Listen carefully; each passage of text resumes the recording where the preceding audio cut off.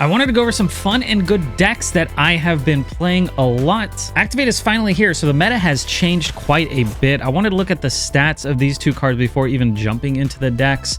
If we look at Infinite, you can see Silver Sable and Symbiote Spider-Man both kind of seem just okay, but Symbiote Spider-Man is, I think, not that great of a card. Silver Sable is, I think, a premium one-drop. Regardless of what these stats say. If we go to top 50% Infinite, we could see the average cubes and win rate goes up, while Symbiote Spider-Man goes down. If we go top 10% Infinite, we could see it goes even further up. And yeah, Symbiote Spider-Man just seeming okay. Now, if you look at other decks, maybe you just want to have fun and you're not Infinite, and you go from rank 70 to 99, you can see both cards are doing well. So if you're not Infinite, these are going to do good regardless of what you play. You can almost play like any deck and you'll probably win and have a good time because you're playing against a lot of bots maybe without realizing it. So yeah, the cube equity on these two cards are going to be way higher. So when talking about Symbiote Spider-Man, for example, a lot of people are excited about this M'Baku Symbiote Blink deck, which does okay if you're lower ranks, but once you hit Infinite, like a deck like this is not gonna do well. The average cube rate is going to drop. The win rate is going to drop. That being said, we are in Infinite. We're in top 100 right now, and I kind of just wanted to go over my favorite decks so far. Now, my favorite deck on the way to Infinite was actually a Sable C3 deck. And you can see all the different decks we played on our way to Infinite here. This Bounce Swan list was good. The Spectrum Ongoing list is actually really nice. The Galactus Symbiote thing is great, but there's a lot of people playing Clutter, a lot of people playing Junk. But Sable C3 was the one I climbed the most with and played the most. And this has got to be just my favorite deck at the moment. Every stream, I'm pretty much just jumping back and playing more of this. Now, a lot of people seem confused about Bast and Ravona, but sometimes you Bast because you don't draw Ravona. Sometimes you draw Ravona and you just go Ravona and you start playing everything at discount like your Cerebro, your Mystique, and your Iron Man. And then, yeah, everything we're trying to have 3 power on. We got a lot of great options. Silver Sable being a 1/3. That is kind of a 1/5 if, you know, your opponent wants to play the card, but they had the afflicted power, the -2. So if you do have Bast and Sable, just be sure to play Sable before you play your Bast. Otherwise, your Sable will go to 3 power and then add 2 and it'll be at 5 power. Right? So you don't actually want to Bast your Sable if you are going for a Cerebro line. But one of the nice parts about Cerebro 3 is sometimes you just Bast, you hit your Mystique and your Iron Man, and you don't even care about your Cerebro. You just go for a huge Iron Man lane and then a huge Mystiqued Iron Man lane, and you kind of just win with that. I do think Valkyrie is kind of the star of the show. Right now, I mean, obviously hitting your Bast, maybe hitting your Ravona and your Magic, adding that additional power so they all get the Cerebro buff is really nice. But there's a lot of big cards out there. So instead of playing like Shang-Chi, which you could totally put Shang-Chi if you really want to, or if you don't have Valk or whatever. But if they play a big card, that final turn Valk to just wipe it down to 3 power, wall buffing all your cards, it's game winning, and it's a great way to win a lot of cubes. Just hope you don't get like Cosmode or Goliath on the last turn. I guess I have been seeing a lot of Goliath lately. And then I opt for Rhino here. If you want, you can run Witch instead. Witch is an okay option. I personally really like Rhino, not just because he's off meta, but you kind of know what location you're gonna get, which is gonna be Ruins. It's gonna be nothing, which is great for Cerebro because there's so many bad locations, things that give you +1 power, things that give you minus power, things that transform your cards, stuff like that. You don't want that. So Scarlet Witch is a bit risky. Does cost 1 less, so if you want that, go for it. Also, if you don't have Sable, I think a fine replacement is actually a Wasp, because you can play it on the last turn and then Valk it, or you can, you know, Bast and turn it to 3 power. So Wasp is a fine inclusion if you do not have Sable, but I do think Sable kind of takes C3 up a notch. Now, another game-winning deck or cube-winning deck for me has been Quicksand. This is very similar to an old list we were playing before that had Rescue and Orca, and it surprisingly did pretty well. Now, you're basically just winning because of Sandman into Ultron, which is a classic line, maybe a little bit boring, but that's why this feels a little bit more flavorful, a little bit fresh, because you rescue, then you maybe play Sandman on top of rescue, or maybe you Jones, and then you play Sandman in a different lane, or if you didn't draw Sandman, you could do Claw or whatever. And I do think there's room for refinement on this list. And in fact, I even felt like Orca wasn't that great, so I was messing around with Alioth, but like a Red Hulk might be good. And if you do want to mess around with Orca, I still think Orca's pretty cool. I just found myself playing like Ultron on the last turn, unless I didn't draw him, of course. But Alioth could be good. Orca could be good. Red Hulk could be good. If you want to like Hulkling or something, like that could be good. That could be pretty flavorful. Maybe I should put Hulkling. And then Claw felt a little bit awkward, so I was messing around with Legion, and Legion felt really good as well. So there's a lot of different options, a lot of room for experimentation. But yeah, basically, if you're missing any one of these cards in particular, you could kind of freely swap it out. Like if you don't have Makari, Makari is great because if you Sandman and then you draw Makari, Makari just jumped out of your hand, right? That's pretty nice. But you could put like a Nocturne instead if you have that, or any solid 3-drop. Even something like a Patriot is probably great. I just thought Patriot kind of telegraphed my last play, but also Sandmaning kind of telegraphs your last play. So often this deck just wins 2 instead of being able to win 4 or 8 unless your opponent does decide they want to continue playing even though you Sandmaned. But yeah, with all the bounce being so popular out there, this is a great choice. Sandman's just a great counter to bounce.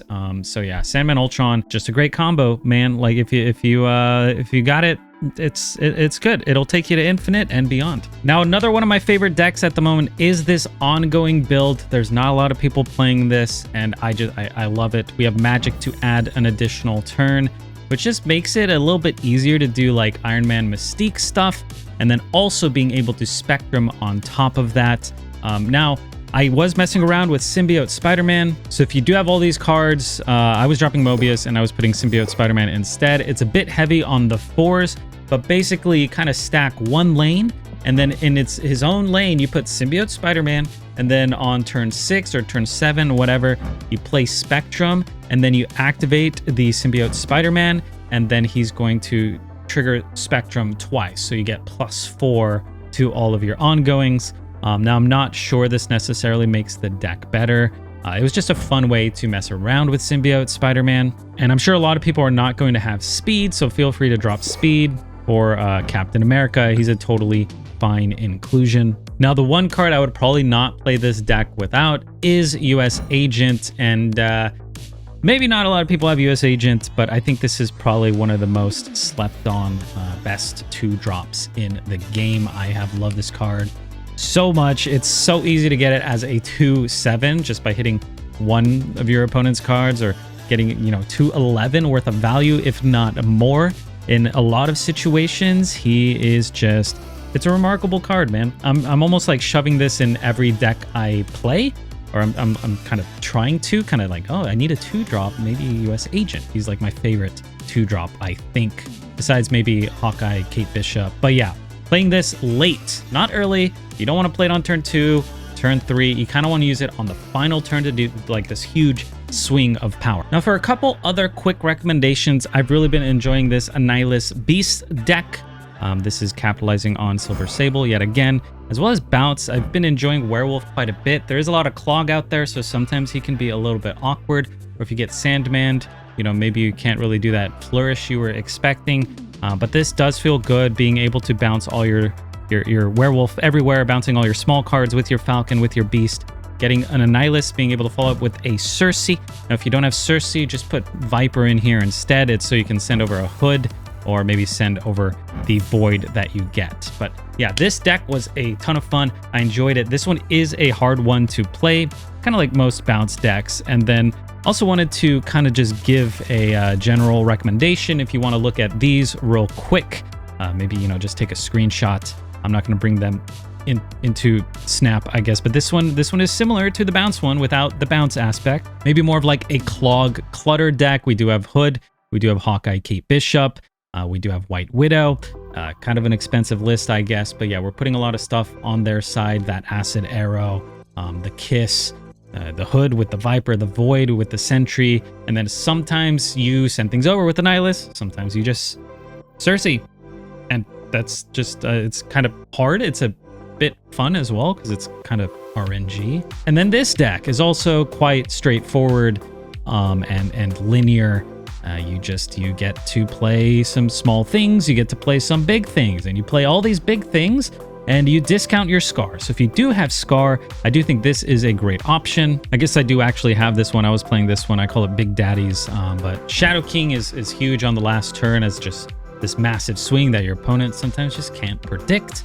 And then we have, Cosmo to stop Shang-Chi's or anything like that. And then you just play your big cards. You play Cole because you have a 1-drop. You play Sasquatch because you play Mysterio and it discounted your Sasquatch. And then you can play Mockingbird because you played Mysterio and you played Squirrel Girl, and it's just very discounted. So all these cheap 10 power cards are just thrown on the board, and then Scar becomes discounted, often being 2 energy, 0 energy, 4 energy almost at worst. But then your last turn ends up being like Scar and a couple 1-drops or Scar and a Shadow King, and that could be pretty good. But if you discount them even more, final turn Juggernaut can be game winning. So yeah, this is also a great deck, quite linear, and it's a great choice if you have the cards. But I don't know. These are some niche picks, aren't they? Mockingbird is Series 5, Obsidian Series 5, Tuma Series 3, Scar Series 5, Sasquatch Series 5, Nico Series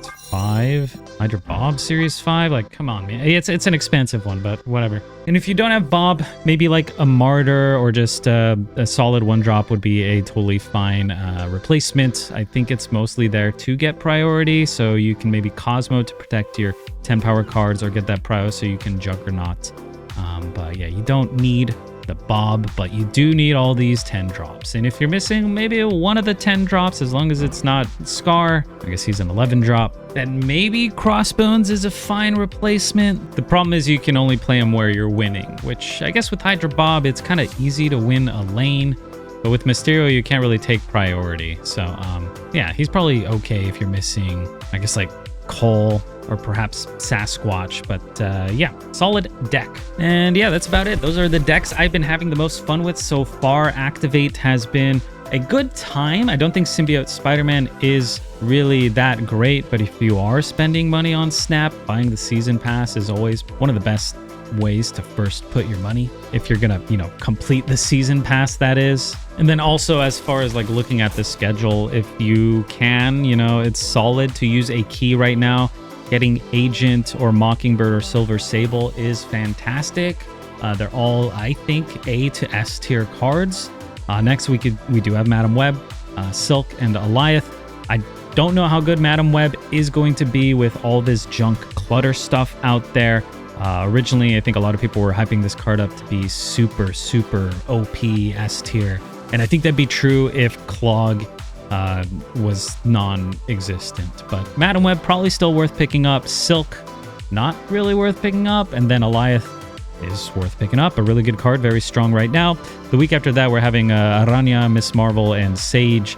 All these are pretty good cards, with I think Miss Marvel probably being the least used in the current meta, but still a card that frequently randomly shows up. Yeah. Anyways, Aranya, I think, is going to be super powerful, incredibly powerful.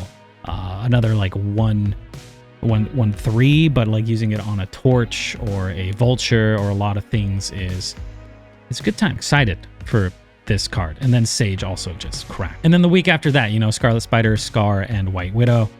All 3 great cards. We of course don't know how good Scarlet Spider, Aranya, or Madam Web will be, but I think this week right now that we're in is a great time to use a key. And then these 2 are also great times. And then this is pretty good. But every week, honestly, pretty good. But this one is seeming to be the worst of the 4. But hope you guys enjoy. If you like the video, let me know. Maybe I could do these weekly or maybe not. Who knows? Good luck on ladder. Stay hydrated.